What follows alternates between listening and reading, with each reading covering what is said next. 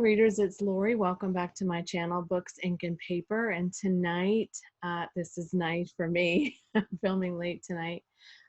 We're going to talk about books about fathers in anticipation of Father's Day. So I've been thinking about this for a while, and I wanted to get it out a little bit earlier than I did the Mother's Day video.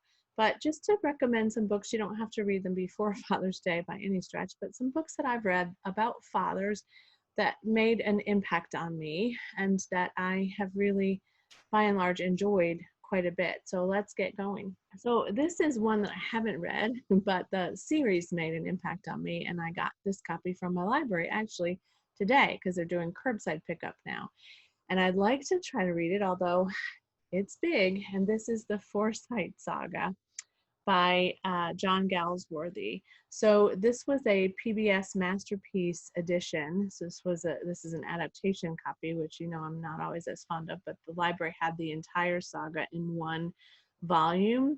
This was actually originally published, I think, in 2 or 3 parts, but this is the story of the Forsyte family, and there are many fathers in this saga along the way, some that really want to be fathers desperately in order to carry on the family name and desperately want sons, and some that are fathers that desperately love their children. And there's a bit of a twist with one of them that is a surprise, and I just loved this adaptation, and I feel like the novel will be incredible as well, although it is very, very dense. So I don't think that this is, once I saw it, I don't know that this is something I'll be able to read anytime soon, but you know, I can renew it a couple times and see what I think. But I think this is a good kind of a substitute for Downton Abbey in a little bit. It was set earlier in time when it first began, so it begins in the Victorian era,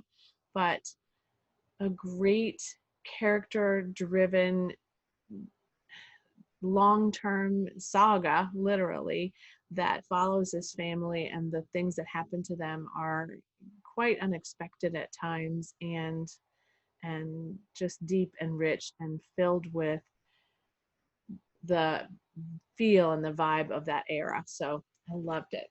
The adaptation for sure I loved. I don't know about the book. One of my favorite reads about fathers is Once Upon a River by Diane Setterfield.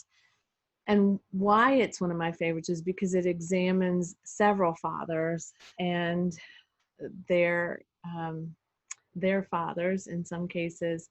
And I don't want to spoil anything except to say that there's a lot of twists and turns along the way, and there are many moments where you are just so drawn to these fathers and your heart hurts for them, and there are some other moments where you are just really unhappy with people's behavior. So this is a story about a girl who's brought into on Midwinter's Night, brought into a pub, and she's brought in by a man who found her in the water, and he believes that she's drowned, and he's also been covered in water and freezing and cold, and the child appears dead, and so they take her into another room, and when the nurse comes in to examine her and to see what happened, she discovers she's not really dead.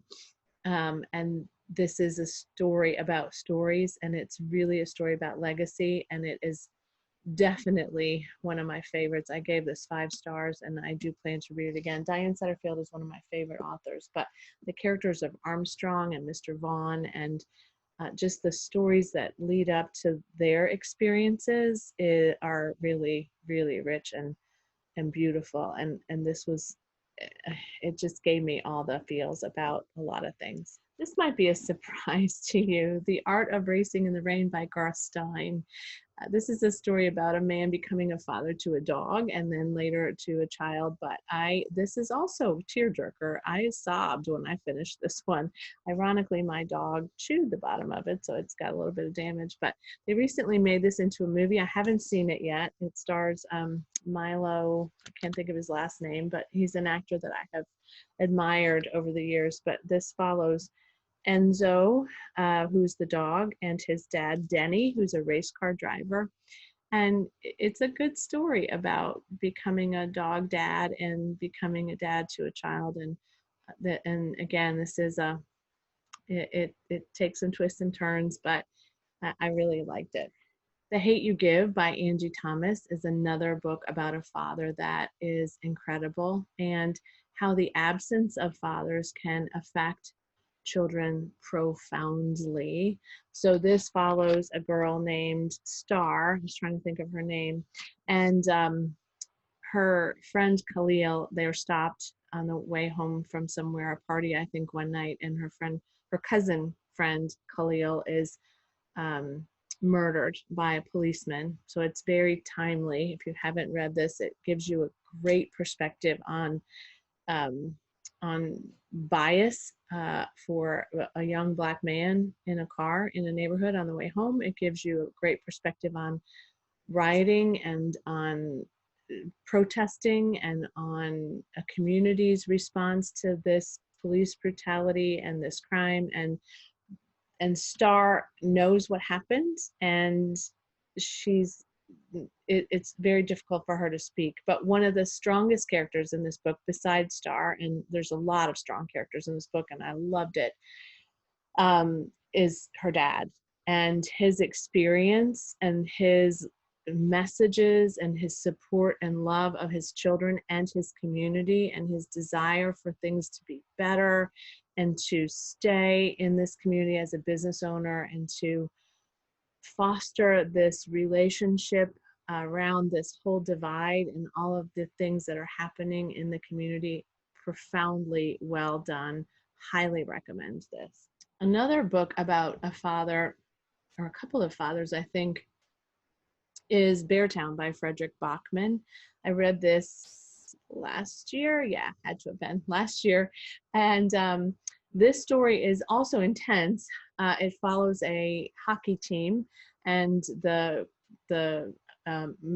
manager of their hockey team, he is, like really trying to push these boys. They're about to win this major championship, and they're just doing so well. And there's a party one night, and one of the team members and his daughter, the manager's daughter, the coach of their team, they're together, and she's had a bit to drink, and he assaults her. And it's the story of the aftermath of that sexual assault and the division in the community around this. And so I do tell you this because it does have sexual assault trigger warnings for it, but it was very well written. And the character of this particular dad, whose name I can't now remember, Peter is the team's general manager. The story around Peter and his um, juxtaposition in all of this to his personal experience with his daughter as a dad and his experience as general manager of a team of boys that he's long loved and cared for is incredibly well done. And I think it's a great Father's Day read, even though it's very, very challenging subject matter. And another kind of challenging one, I don't give a lot of uplifting Father and Mother's Day reads, do I? I just think these are so well done, and they're such great descriptions of fathers, whether they're effective, wonderful, loving, caring fathers, or whether they're not. But my last one is Father Melancholy's Daughter, which I think I also recommended for Mother's Day, if I recall. This follows Walter, who is a rector at a church, and he marries a woman named Ruth, and they have a daughter whose name is Margaret. And when Margaret was 6, her mother left her and her dad and relocated, and they haven't heard from her. And Margaret in this novel is now an adult.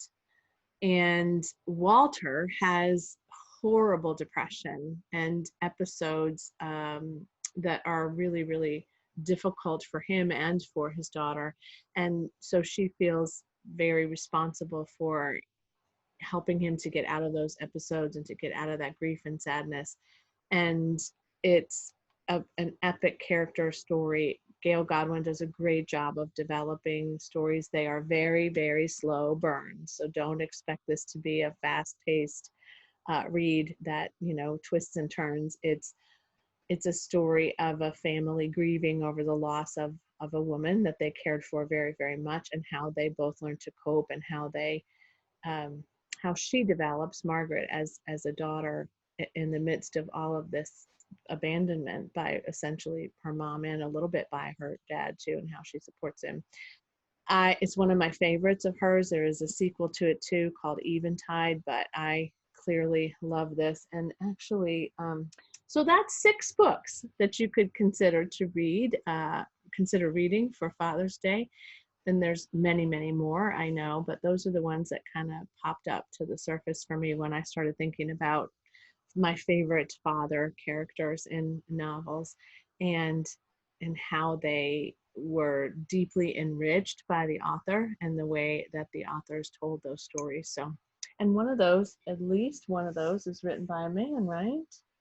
Yeah, just the 2 of them, Frederick Bachman and Garth Stein, 2 men in that recommendation. So I'm still trying to really consider books that I have read or haven't yet read, written by men as well. So thanks for joining me tonight, and I hope that you are getting ready to celebrate Father's Day with your dad. And if it is a difficult day for you, then I am thinking about you through that too.